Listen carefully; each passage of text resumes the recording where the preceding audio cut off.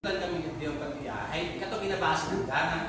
Bila man yung kita sayang. Renewal. Oo, Base sa community. renewal Ako kami. siguro, sir, na namin, sa community tax, sidula, or business tax.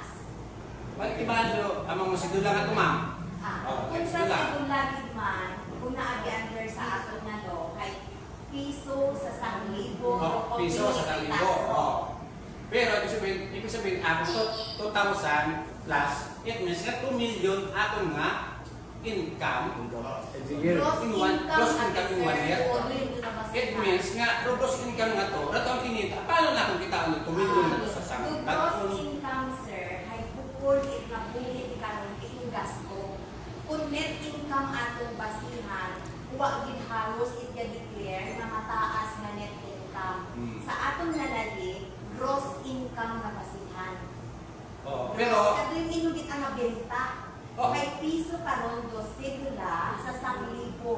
Nani kung mag 2 million, 2,000. nga ni ma'am. Oo. Ay, din yan na naman, ma'am, ay haman yun na, gaawat kami 2 million. Nawa man namin ginagawa yung 2 million na kung sumahon na Pero kami. kay, Dahil, ginagawa namin na nga, ay man, ay dapat ibahan man na rin mo, pila man na rin mo nga, kwan. Basta ikatabi sa ako na ito ay, yun nga. Basta ginagawa ba nga, na-compute, nga di ka ito ay kibahan pa, tira amon naging gas, amon kapital.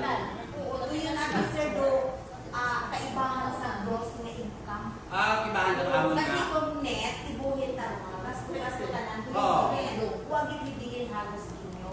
Sa atong lahi, gross income mo na basihan. It means yung kibahan ka Oo, amon. para sa among sweldo, gross income among na basihan. Kung man net, piso sa 1,000. Siguro itong 2,000 na, pila malaking adlaw nga i-declare.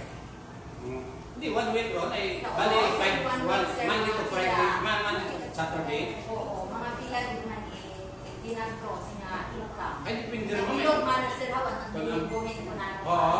Doon ron. Yan, piso sa 1,000. Kung ikaw rin mahimo sir, nasunod pa lang namin sila. Ay, di okay lang mama, at isa nalimunan natin ako. Dahil, nag-confuse kami nga din, dahil, mayroon ko ramo. Dapat ay 10% lang dapat. Ay, man yan eh. Ibahan ko yung amo ko kapital. May 1% bilangan na ato amon sa sidula, sa gawas. Pero sa business tax libre mo na, business tax.